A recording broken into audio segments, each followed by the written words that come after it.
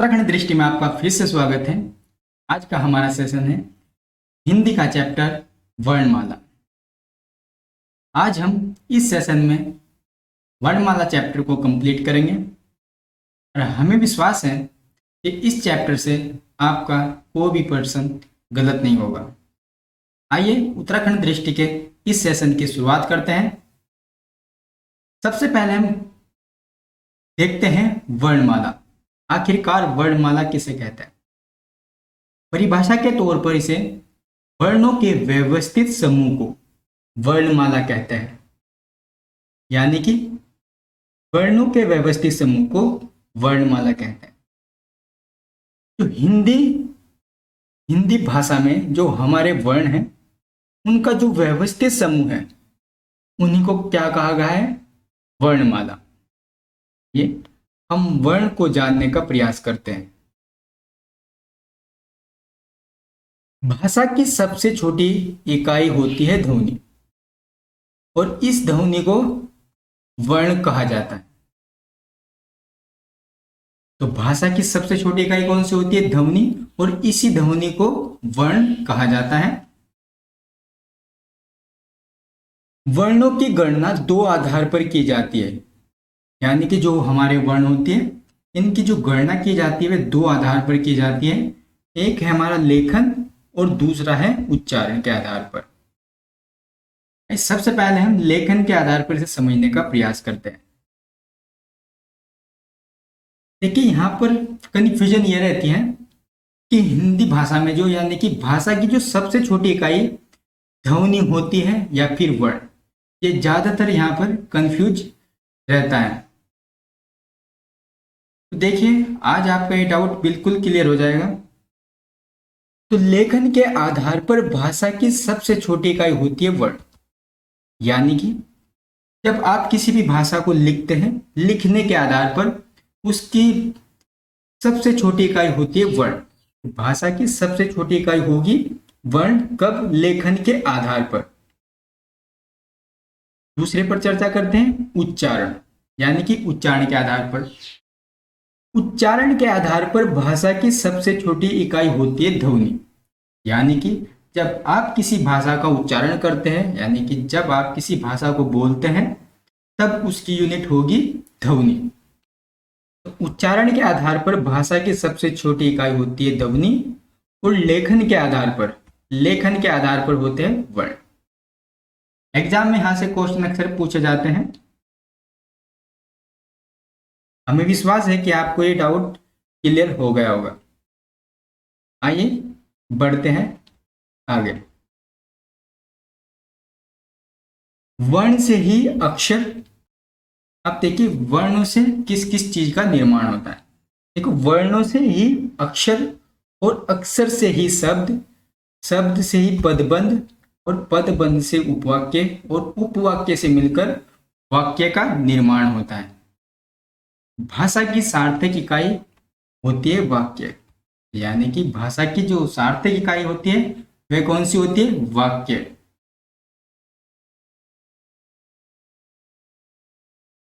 आइए आप इसको समझने का प्रयास कीजिए जो अभी हमने पढ़ा है। देखिए हमने कहा कि वर्ण, तो वर्णों से मिलकर अक्षरों का निर्माण होता है और अक्षरों से मिलकर शब्दों का निर्माण होता है और उन शब्दों से मिलकर पदबंध बनता है।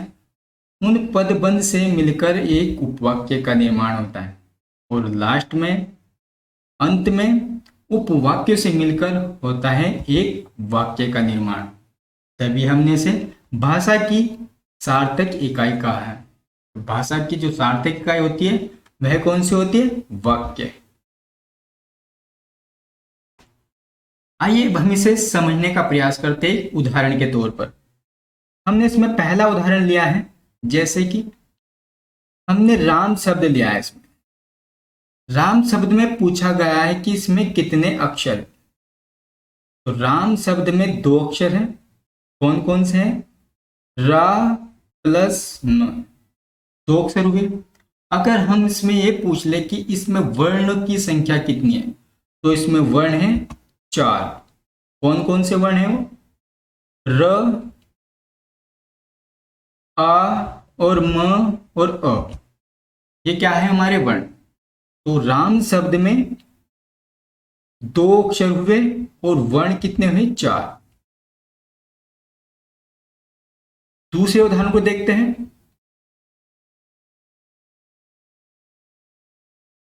इसमें हमने शब्द लिया है कमल।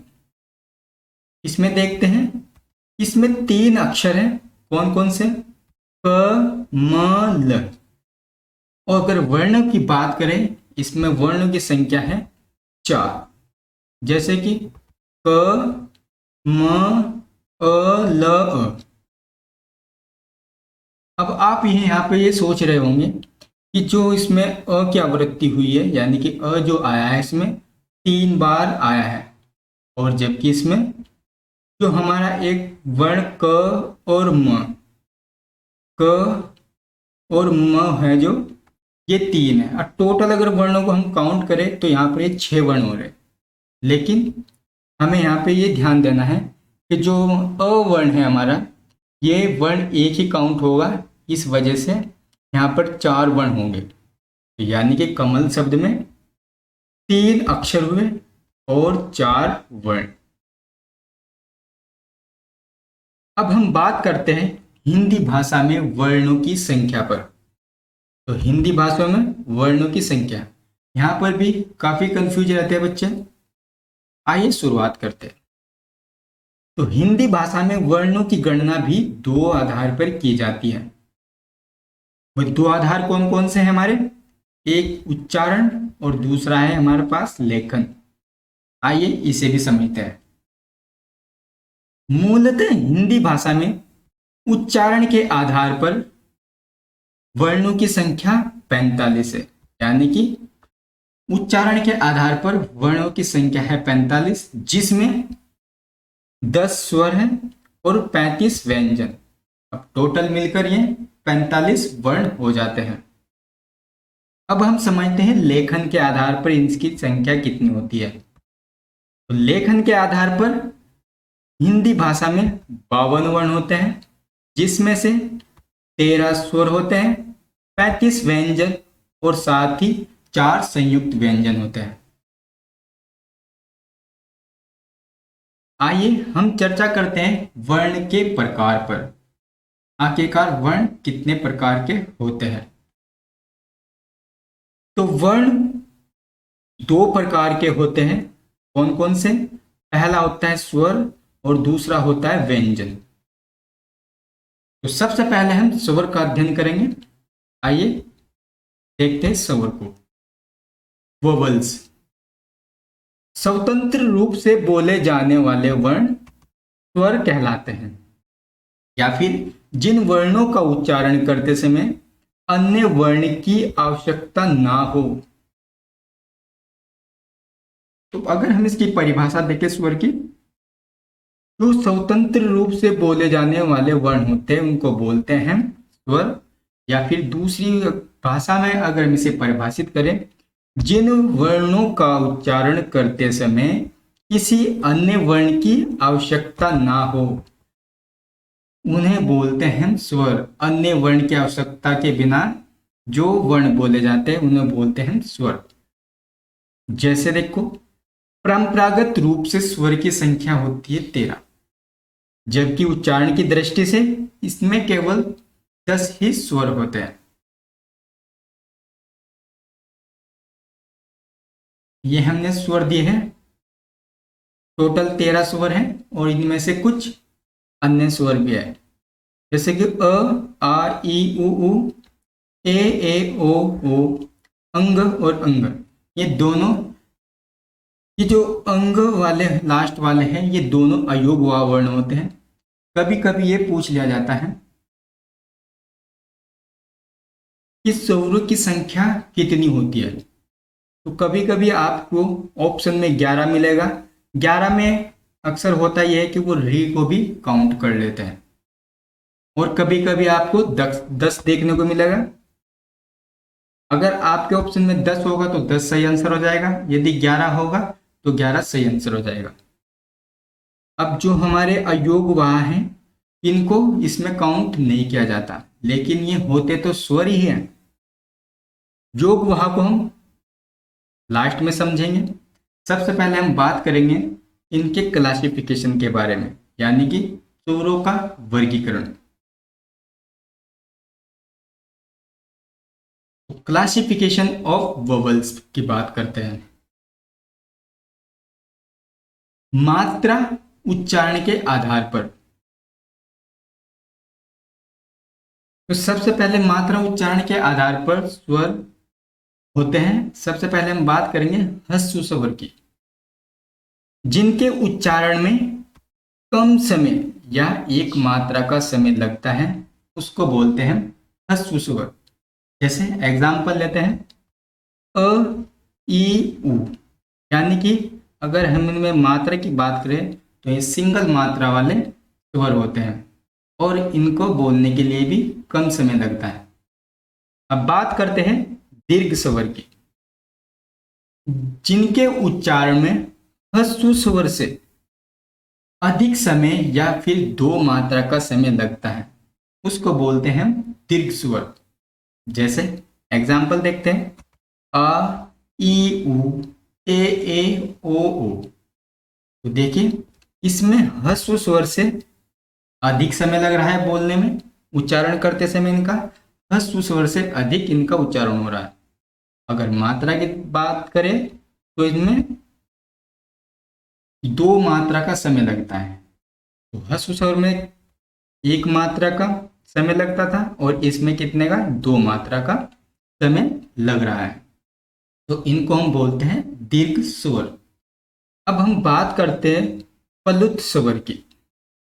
आखिरकार प्लुत स्वर क्या होता है? तो जिन उच्चारण में दीर्घ स्वर से भी अधिक समय लगता है, इसका प्रयोग किसी को पुकारने या फिर नाटक के संवादों में किया जाता है। देखिए जो प्लुत स्वर होता है, इसके उच्चारण में दीर्घ स्वर से भी अधिक समय लगता है इसका उच्चारण करने में।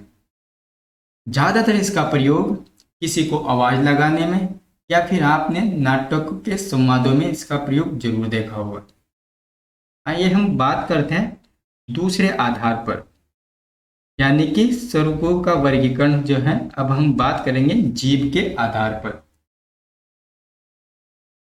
जीभ के आधार पर भी ये तीन प्रकार से बोले जाते हैं। जैसे पहला है हमारे पास अग्र स्वर। जिन स्वरों के उच्चारण में जीभ का अग्र यानी आगे का भाग काम करता है, उसको बोलते हैं अग्र स्वर। एग्जाम्पल जैसे ई, बड़ी ई, छोटे ए और फिर बड़ा ए। तो आप देख रहे होंगे जब आप इन स्वर का उच्चारण करोगे तो आपका जो जीभ का अग्रभाग कार्य करेगा, तो इन्हें अग्र स्वर कहा जाता है। नेक्स्ट देखते हैं मध्य स्वर। तो जिन स्वरों के उच्चारण में जीभ का मध्य भाग काम करता है, उसको हम कहते हैं मध्य स्वर। एग्जाम्पल जैसे अगर आप अ का उच्चारण करोगे तो आपके जो जीभ का मध्य भाग इसमें काम करेगा। नेक्स्ट देखते हैं पश्च स्वर। तो पश्च स्वर क्या होते हैं? जिन स्वरों के उच्चारण में जीभ का पश्च यानी कि पीछे का भाग काम करता है, उन्हें हम बोलते हैं पश्च स्वर। एग्जाम्पल देखते हैं इसका, जैसे कि आ, उ, ओ, बड़ा ओ। तो ये स्वर ऐसे हैं, अगर आप इनका उच्चारण करोगे तो इसके उच्चारण में आपकी जीभ का पश्च यानी पीछे का भाग काम करता है।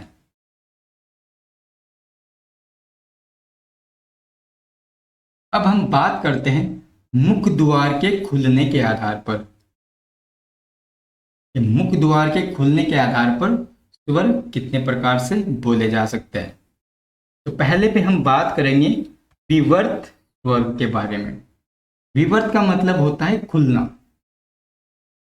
तो जिन स्वरों के उच्चारण में मुख द्वार पूरा खुलता है, उनको हम बोलते हैं विवर्त स्वर। एग्जाम्पल आप देख सकते हैं अ। अगर आप आ स्वर का उच्चारण करोगे तो आपके मुख द्वार होगा जो वे पूरा खुलता है आ का उच्चारण करते समय। नेक्स्ट देखते हैं अर्धविवर्त स्वर। जिन स्वरों के उच्चारण में मुख द्वार आधा खुलता है उसको बोलते हैं अर्ध स्वर। जैसे एग्जाम्पल है अ, ओ और ओ। तो ये स्वर ऐसे हैं जब आप इनका उच्चारण करोगे तो इसमें जो आपका मुख द्वार है अर्ध यानी कि आधा ही खुलता है। नेक्स्ट देखते हैं अर्ध संवर्त। अर्ध संवर्त, अर्ध का मतलब होता है आधा और संवर्त को बोलते हैं बंद। यानी कि जिन स्वरों के उच्चारण में मुख द्वार आधा बंद रहता है, आधा बंद रहता है, उसको बोलते हैं अर्ध संवर्त। जैसे एग्जाम्पल की अगर हम बात करें, अगर आप इन स्वरों का उच्चारण करते हैं तो आपका जो मुख का द्वार होगा वो आधा बंद रहता है। नेक्स्ट देखते हैं संवर्त यानी कि बंद। जिन स्वरों के उच्चारण में मुख द्वार लगभग बंद रहता है उसको हम बोलते हैं संवर्त स्वर। एग्जाम्पल हमारे पास एग्जाम्पल है ई, बड़ी ई, छोटा ऊ और बड़ा ऊ। अगर आप इन स्वरों का उच्चारण करोगे तो आपका मुख द्वार लगभग बंद रहता है। लगभग बंद रहने का मतलब यह है यहाँ पर कि पूरा बंद नहीं होगा, क्योंकि यदि पूरा ही आपका मुख बंद हो जाएगा तो फिर तो आप किसी भी स्वर या फिर किसी भी वर्ण का उच्चारण नहीं कर पाओगे। तो लगभग बंद का मतलब यही है कि यहाँ पे जो ये स्वर है इनका उच्चारण करते समय मुख द्वार लगभग बंद रहता है। अब बात करते हैं ओठों की स्थिति के आधार पर स्वर। अब देखिए, आप अगर होठों की स्थिति के आधार पर इसे देखोगे तो होठों की दो ही प्रकार से स्थिति बन सकती है। कौन कौन सी बन सकती है? एक तो वर्तमुखी, यानी कि आपके होठ या तो गोलाकार होंगे या फिर अगोलाकार, इसको बोल देंगे अवर्तमुखी। तो वर्तमुखी गोलाकार और अवर्तमुखी अगोलाकार। सबसे पहले समझते हैं वर्तमुखी को। जिन स्वरों के उच्चारण में ओठ या फिर होठ वर्तमुखी या फिर गोलाकार होते हैं उसको बोलते हैं वर्तमुखी स्वर। जैसे एग्जाम्पल है हमारे पास ऊ, बड़ा ऊ। अगर आप इन स्वरों का उच्चारण करोगे तो आपके जो होठ होंगे वे किस आकार के हो जाएंगे? गोलाकार। इसी वजह से इसे बोलते हैं वर्तमुखी। नेक्स्ट बात करते हैं अवर्तमुखी। जिन स्वरों के उच्चारण में होठ अवर्तमुखी या फिर गोलाकार नहीं होते हैं उनको बोलते हैं अवर्तमुखी। एग्जाम्पल अगर आप इसका देखें तो हमारे पास ये स्वर ऐसे हैं, जब आप इनका उच्चारण करोगे तो आपके जो होठ हैं वे गोलाकार नहीं होते। तो इनका उच्चारण करते समय होठ गोलाकार नहीं होते, इस वजह से इन्हें बोलते हैं अवर्तमुखी। नेक्स्ट बात करते हैं हवा के नाक व मुंह से निकलने के आधार पर स्वरों का वर्गीकरण। तो सबसे पहले बात करते हैं निरनुनासिक या फिर मौखिक स्वर। जिन स्वरों के उच्चारण में हवा केवल मुंह से निकलती हो,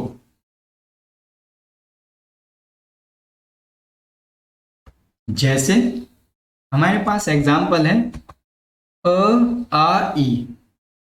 तो जब आप इनका उच्चारण करोगे तो इनका उच्चारण करते समय हवा केवल कहाँ से निकलती है? मुंह से। तो इनको क्या बोलते हैं? निरनुनासिक या फिर मौखिक स्वर।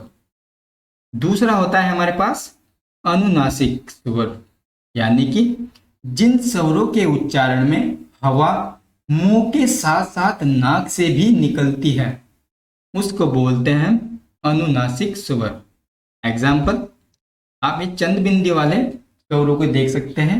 ये ज़्यादातर अनुनासिक स्वर होते हैं क्योंकि इनका उच्चारण करते समय हवा मुंह से तो निकलती है, साथ के साथ हवा नाक से भी निकलती है। इसी वजह से हम इसे अनुनासिक स्वर कहते हैं। नेक्स्ट बात करते हैं घोषों के आधार पर स्वर। परीक्षा में यहाँ से क्वेश्चन अक्सर पूछे जाते हैं। आइए समझते हैं घोषों के आधार पर।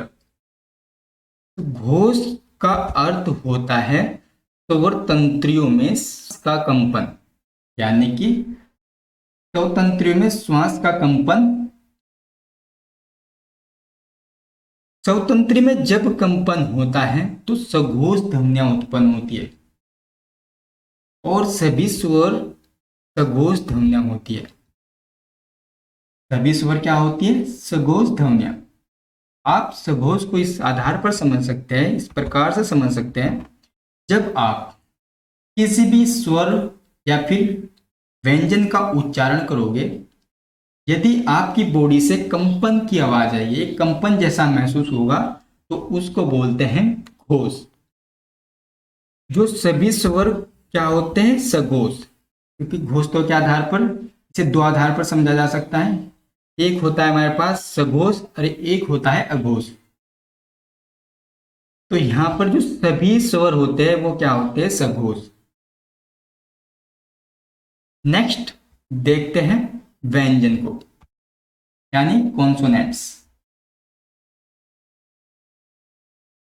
परिभाषा को देखते हैं सबसे पहले। स्वर की सहायता से बोले जाने वाले वर्ण व्यंजन कहलाते हैं। आप इसे समझने का प्रयास कीजिए कि परिभाषा में क्या कहा गया है। इस स्वर की सहायता से बोले जाने वाले वर्ण व्यंजन कहलाते हैं। आप अब देखिए, इसमें हमने एग्जाम्पल लिए है, जैसे कि देखिए व्यंजन की परिभाषा आपने जरूर पढ़ी होगी। इस स्वर की सहायता से बोले जाने वाले वर्ण व्यंजन कहलाते हैं। आखिरकार हम इसमें यह भी समझेंगे आखिरकार किसी व्यंजन में स्वर का प्रयोग कैसे होता है। आइए एग्जाम्पल लेते हैं। जैसे कि अगर हम क का उच्चारण करेंगे, क व्यंजन का उच्चारण करेंगे, तो जैसे आप इसका उच्चारण करोगे तो इसमें आपको स्वर अ लगा मिला होगा। जैसे ही मैंने बोला क, तो यहाँ पर किसकी ध्वनि आ रही है? अ की। तो यानी अ हमारा क्या है? स्वर। तो यानी कि क के बोलने में ए की सहायता हुई। इसी वजह से हम इसको बोलते हैं कि स्वरों से बोले जाने वाले वर्ण क्या कहलाते हैं? व्यंजन। यानी कि व्यंजन को बोलने के लिए स्वर की सहायता होती है। जैसे हम दूसरा एग्जाम्पल लेते हैं ख।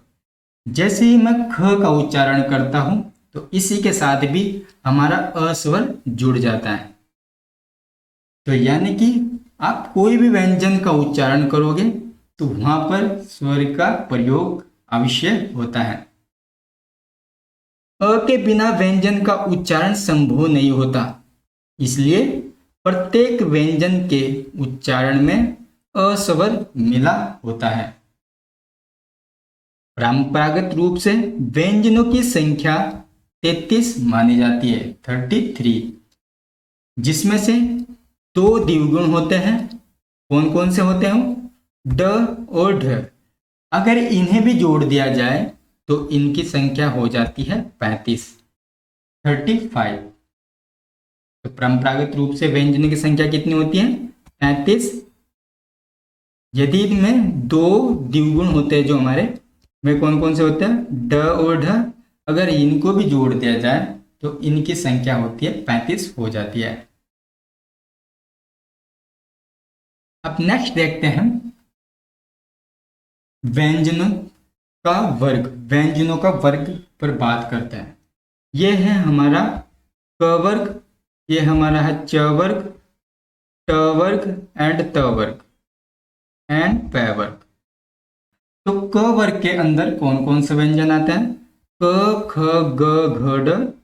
के अंदर ये व्यंजन आते हैं और टोटल हमारे पास ये सभी क्या है, व्यंजन, जिसमें से हमने द्विगुण को अलग लिख दिया है। द्विगुण कौन कौन से हमारे, ड और ढ। इनको लास्ट में हम विस्तार पूर्वक समझेंगे। आइए नेक्स्ट देखते हैं। देखो इनको कंठ, ये कंठ वर्ग होता है, क वर्ग को हम कंठ वर्ग बोलते हैं। च वर्ग को तालव्य वर्ग, मूर्धन्य वर्ग, दंत्य, औष्ठ्य। इनको हम आगे विस्तार पूर्वक समझेंगे। नेक्स्ट देखते हैं इसमें अंतस्थ व्यंजन। अंतस्थ व्यंजन कौन कौन से होते हैं, य, र, ल, व, इनको बोलते हैं अंतस्थ व्यंजन। दूसरा होते हैं हमारे पास ऊष्म व्यंजन। ऊष्म यानी कि जो जिनके उच्चारण में ऊष्मा खर्च होती हो, इसलिए इनको बोलते हैं हम ऊष्म व्यंजन। इनको भी हम डिटेल से समझेंगे।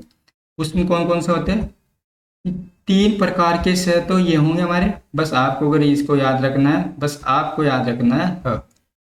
यानी कि आप ऐसे भी याद रख सकते हैं, जैसे आप देखिए उसमें स का प्रयोग हुआ है तो सभी प्रकार के स उसमें आ जाएंगे, और बस अलग से आप याद रखना है इसमें ह भी होता है। नेक्स्ट देखते हैं संयुक्त व्यंजन। तो संयुक्त व्यंजन हमारे पास कितने होते हैं, 4। कौन कौन से, अक्ष, त्र, अज्ञ एंड स्र। अब देखिए इनको संयुक्त व्यंजन क्यों बोला जाता है। इनको संयुक्त व्यंजन इसलिए बोला जाता है क्योंकि ये दो व्यंजनों के मेल से बने होते हैं। 2 व्यंजन आपको ये दिख रहे होंगे, 2 व्यंजन, तो इनके संयोग से इनका निर्माण हुआ है। जैसे कि मैं अक्षर की बात करूं तो क प्लस श मिलकर अक्षर का निर्माण करते हैं, त प्लस र मिलकर त्र का निर्माण करते हैं, ज और य मिलकर अज्ञ का निर्माण करते हैं। इसी प्रकार श और र श्रेय का निर्माण करते हैं। तो इसलिए इनको क्या बोलते हैं, संयुक्त व्यंजन। नेक्स्ट देखते हैं व्यंजनों का वर्गीकरण, क्लासिफिकेशन ऑफ कॉन्सोनेंट्स। अब हम इनको डिटेल से समझेंगे। सबसे पहले हम बात करते हैं स्पर्श व्यंजन की। स्पर्श व्यंजन होते क्या है, तो जिन व्यंजनों का उच्चारण करते समय हवा फेफड़ों से निकलते हुए मुंह के किसी विशेष स्थान, मुंह के विशेष स्थान कौन कौन से हैं, कंठ, तालु, मुर्दा, दांत, होठ को स्पर्श करते हुए निकले, उन्हें हम बोलते हैं स्पर्श व्यंजन। नेक्स्ट देखते हैं कंठ व्यंजन। आखिरकार कंठ व्यंजन कौन से होते हैं, तो जिन व्यंजनों का उच्चारण कंठ की सहायता से होता है उनको बोलते हैं कंठ व्यंजन। तो कंठ कौन सा होता है, हमारे गले का एक जो एक बाहरी भाग होता है निकला हुआ, इसको बोलते हैं कंठ। तो जो कंठ की सहायता से बोले जाते हैं व्यंजन उसको बोलते हैं कंठ व्यंजन। कौन कौन से होते हैं, जैसे क वर्ग। तो क वर्ग कौन सा होता है हमारा, कंठ। जैसे कि क, ख, ग, घ, ड। जैसे ही आप इनका उच्चारण करोगे तो आपको लगेगा कि ये किसकी सहायता से बोले जा रहे हैं, कंठ की सहायता से। और जो हमारे इसमें अंतिम व्यंजन है ड, इसको बोलते हैं नासिक के व्यंजन। यानी कि इसमें इसके उच्चारण में नाक का प्रयोग भी होता है, यानी कि नाक से हवा निकलती है, इसलिए बोलते हैं इसको नासिक के। नेक्स्ट देखते हैं तालु व्यंजन। जिन व्यंजनों का उच्चारण तालु की सहायता से होता है उसको बोलते हैं तालु व्यंजन। जैसे च वर्ग।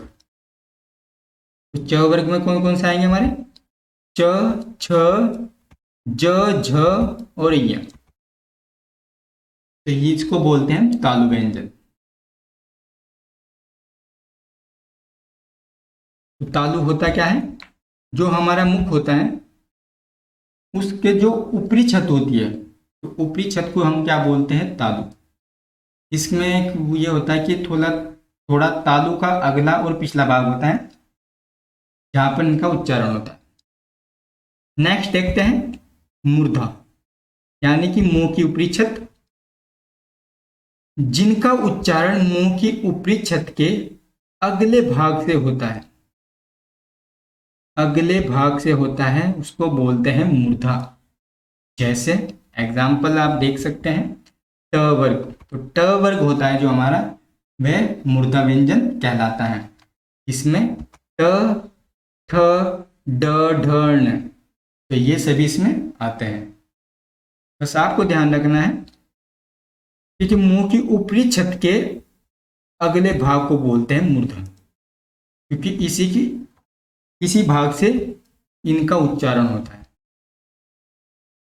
नेक्स्ट समझते हैं हम दंत व्यंजन। जो व्यंजन दांतों की सहायता से बोले जाते हैं उनको बोलते हैं दंत व्यंजन।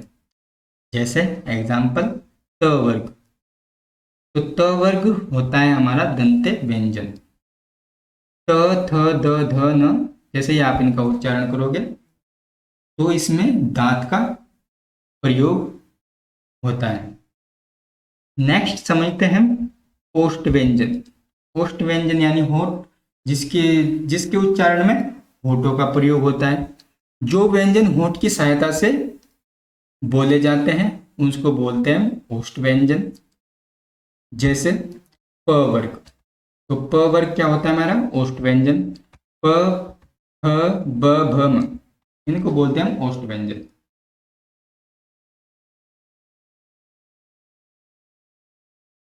नेक्स्ट समझने का प्रयास करते हैं घोषितों के आधार पर व्यंजन।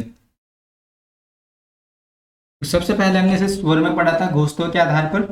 वहां पर केवल जो स्वर के अंतर्गत सघोष ध्वनियां ही उसके अंतर्गत आती थी स्वर में। अब हम यहाँ पे पढ़ते हैं सघोष के आधार पर व्यंजन। हम पीछे भी चर्चा कर चुके हैं कि स्वर आखिरकार इसका अर्थ होता क्या है, क्या परिभाषा होती है इसकी, कि स्वतंत्रियों में ध्वनि का कंपन होना, उसको क्या बोलते हैं घोष।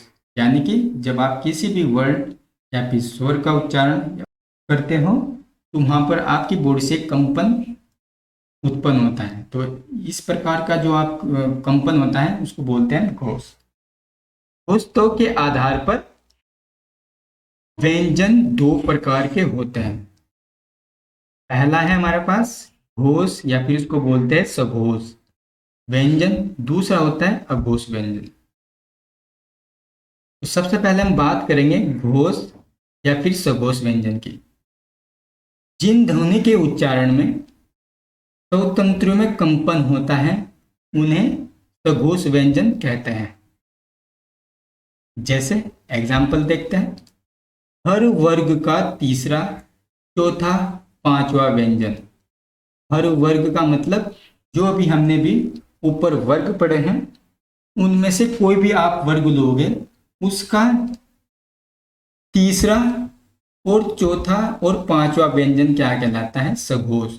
जैसे एग्जाम्पल लेते हैं, हमने इसमें लिया है क वर्ग, तो क वर्ग का जो तीसरा व्यंजन है ग, चौथा व्यंजन है घ और पांचवा व्यंजन है हमारे पास ड। तो ये व्यंजन होते हैं सघोष। अब हम बात करते हैं अघोष व्यंजन की। अघोष जिन ध्वनियों के उच्चारण में स्वतंत्रियों में कंपन न हो उसको बोलते हैं अघोष।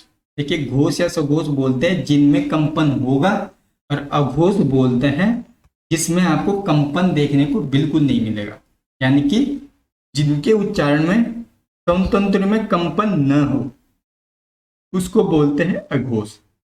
उदाहरण, हर वर्ग का पहला, दूसरा व्यंजन। जैसे हमने लिया है इसमें क वर्ग, तो क वर्ग का जो पहला व्यंजन है क और दूसरा व्यंजन है ख, इसको बोलते हैं अघोष व्यंजन।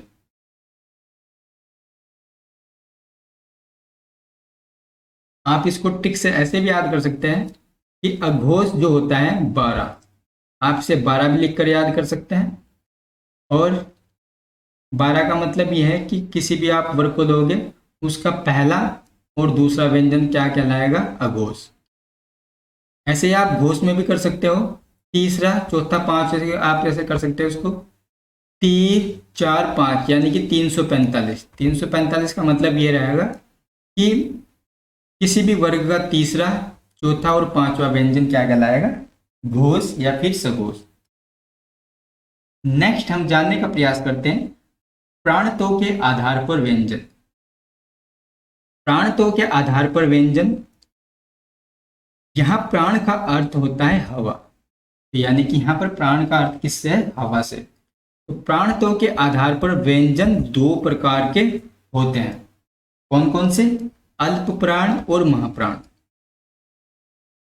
अल्प प्राण और महाप्राण। तो सबसे पहले अल्प प्राण और महाप्राण पर चर्चा करते हैं। सबसे पहले देखते हैं अल्प प्राण। जिन व्यंजनों के उच्चारण में मुख से कम हवा निकले, मुख से कम हवा निकले, उसको बोलते हैं अल्प प्राण।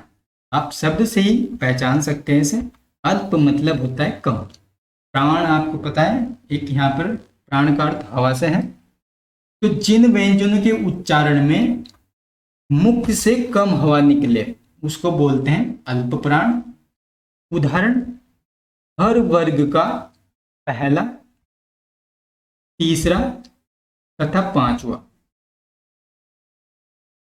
व्यंजन क्या कहलाता है? अल्प प्राण। जैसे हमने लिया है क वर्ग, तो क वर्ग का पहला व्यंजन हमारे पास क, तीसरा ग और पांचवा ड, ये क्या कहलाते हैं? अल्प प्राण।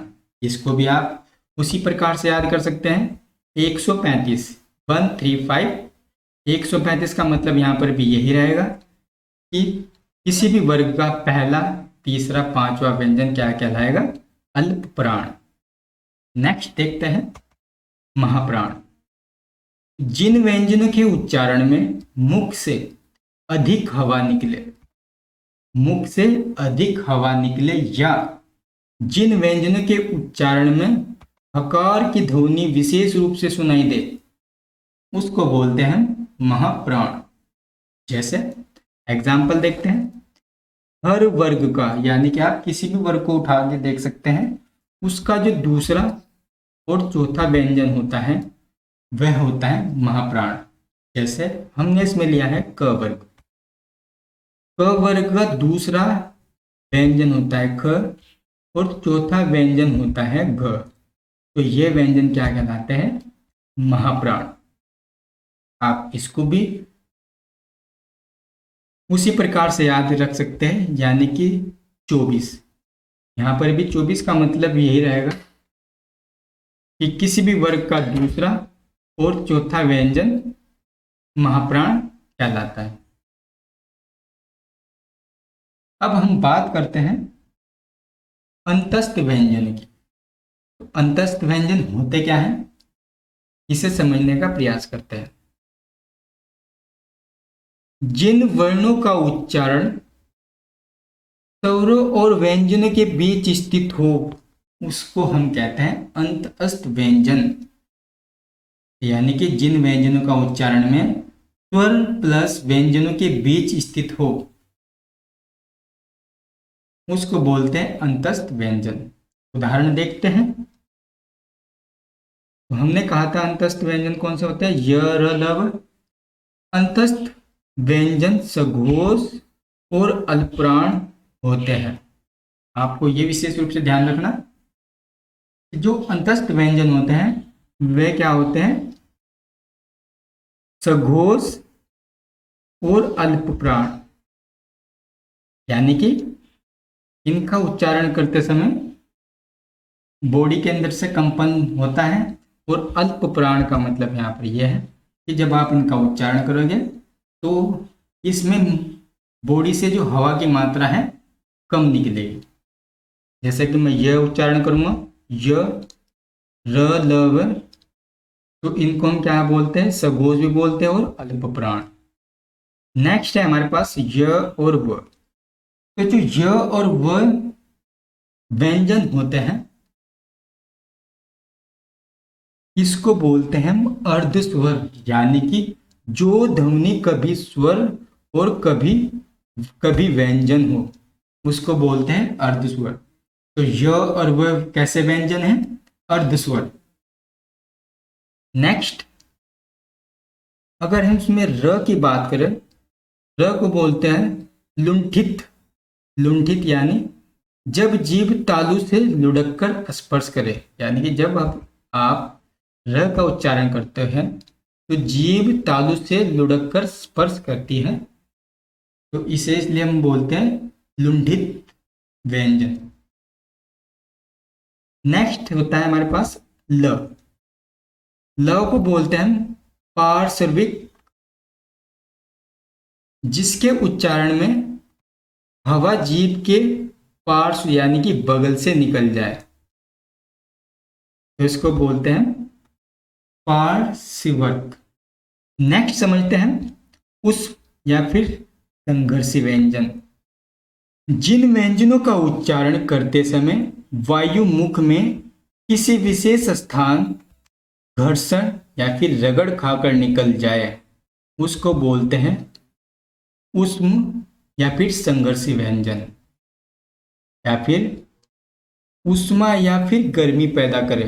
यानी कि जब आप इन व्यंजनों का उच्चारण करते हैं, जैसे कि हमारे पास श, श, श और ह, अगर आप जैसे इनका उच्चारण करते हैं तो इसमें क्या होगा, ऊष्मा या फिर गर्मी पैदा होती है इनका उच्चारण करते समय। ऊष्म संघर्षी व्यंजन अघोष महाप्राण होते हैं, यानी कि अगर हम इसकी बात करें, यह व्यंजन क्या होते हैं, अघोष और महाप्राण होते हैं। नेक्स्ट बात करते हैं उत्तिक्षिप्त की।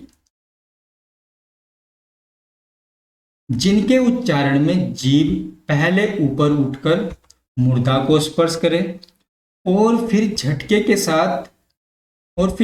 के साथ नीचे को आए, उसको बोलते हैं उत्तिक्षिप्त व्यंजन। कौन से व्यंजन है उत्तिक्षिप्त? ड और ढ। देखिए हिंदी के विकसित व्यंजन है ये, और ये संस्कृत भाषा में नहीं थे, और इनको द्विगुण व्यंजन भी बोला जाता है।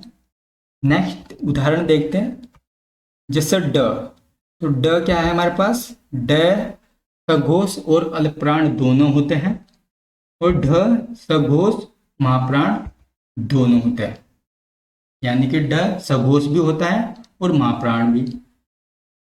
ड सघोष और अल्पप्राण दोनों होते हैं। अब हम देखते हैं अयोगवाह का हमने जिक्र किया था, आखिरकार वो होते क्या है। अनुस्वार जैसे कि अंग का आप प्रयोग करते हैं तो यहाँ पर ऐसे बिंदी आपको देखने को मिलती है, और विसर्ग अंग ये वाला आपको देखने को जरूर मिलता है। देखिए अयोगवाह, इन दोनों का जातीय योग न तो स्वर के साथ और न ही व्यंजन के साथ होता है, इसलिए इन्हें अयोग कहा जाता है। फिर ये अर्थ वहन करते हैं, इसलिए अयोगवाह यानी कि अयोग प्लस वाह कहलाते हैं। दूसरे शब्दों में अनुस्वार और विसर्ग लेखन की दृष्टि से स्वर और उच्चारण की दृष्टि से व्यंजन होते हैं। अनुस्वार और विसर्ग को स्वरों के साथ रखा जाता है, किंतु ये स्वर ध्वनियों नहीं है, क्योंकि इनका उच्चारण व्यंजनों के उच्चारण की तरह स्वर की सहायता से होता है। ये व्यंजन भी नहीं है, क्योंकि इनकी गणना स्वरों के साथ की जाती है, और इन्हीं की तरह लिखने में इनके लिए मात्राओं का प्रयोग किया जाता है। नेक्स्ट समझते हैं, आज के चैप्टर का हमारा निम्न टॉपिक है शब्दकोश देखने का तरीका। यानी कि आप जब डिक्शनरी खोलते हैं हिंदी की, तो आप उसमें किसी भी शब्द को कैसे खोज सकते हैं। तो शब्दकोश में वर्णों व अक्षरों के आने का सही क्रम पता होना चाहिए, क्योंकि उत्तराखंड परीक्षा में यहाँ से कई प्रकार से प्रश्न पूछे जा चुके हैं। शब्दकोश में पहले स्वर और बाद में व्यंजन का क्रम आता है। तो शब्दकोश में सबसे पहले स्वर और बाद में किसका क्रम आता है, व्यंजन का।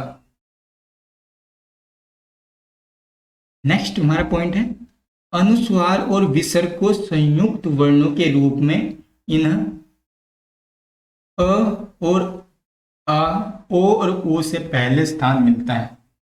आप यहाँ पर देख सकते हैं इनका जो स्थान क्रम होता है डिक्शनरी का वे इस प्रकार से होता है। जैसे इसमें कहा गया है कि अनुस्वार और विसर्ग को संयुक्त वर्णों के रूप में इन्हें पहले स्थान मिलता है। तो पहले स्थान का मतलब यहाँ पर देखो, सबसे पहले यहाँ पर इसका प्रयोग किया गया है अयोगुहा का, यानी कि अनुस्वार और विसर्ग ये क्या होते हैं, अयोगुहा होते हैं ना, तो इसको सर्वप्रथम स्थान मिलता है। नेक्स्ट पॉइंट है हमारा, पूर्ण वर्ण के बाद संयुक्त अक्षर का क्रम आता है, जैसे क या फिर का की, कु आदि। इस प्रकार से आप देख सकते हैं। तो पूर्ण वर्ण के बाद किसका क्रम आता है, संयुक्त अक्षर का क्रम आता है। नेक्स्ट, शब्दकोश में अक्षर त्र अज्ञ का कोई अलग शब्द संग्रह नहीं मिलता। इन्हें ढूंढने के लिए संयुक्त अक्षर के पहले अक्षर या फिर वर्ण वाले खाने में जाना होता है। जैसे यदि हमें अक्षर क प्लस से संबंधित शब्द का अर्थ ढूंढना हो तो हमें क वाले, यदि हमें त्र के लिए त वाले और अज्ञ के लिए ज वाले और श्र के लिए श वाले खाने में जाना होता है। ड, अञ, अण, ड और ढ से कोई शब्द शुरू नहीं होता, इसलिए ये स्वतंत्र रूप से शब्दकोश में देखने को नहीं मिलता है। यहाँ पर हमने स्पर्श व्यंजन की श्रेणी दी हुई है जो कि हम चर्चा कर चुके हैं, जिस पर ये श्रेणी है हमारे पास।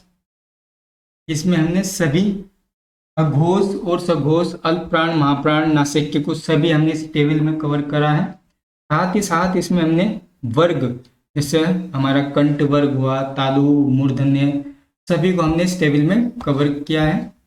आप इसको देख सकते हैं। और साथ ही साथ हमने वर्णों के उच्चारण स्थान भी इसमें दिए हैं। तो ये हमारी टेबल है। और इसके बाद वर्णों के उच्चारण स्थान है, क्या आखिरकार वर्णों को कहाँ कहाँ से बोला जाता है, जैसे कि मूर्धन्य में कौन कौन से आते हैं, री, ट वर्ग और श। इसी के साथ तालु में कौन कौन से आते हैं, ई, बड़ा ई, च वर्ग, य और श। अगर आप ये पीडीएफ डाउनलोड करना चाहते हैं तो आप हमारा टेलीग्राम चैनल ज्वाइन कीजिए।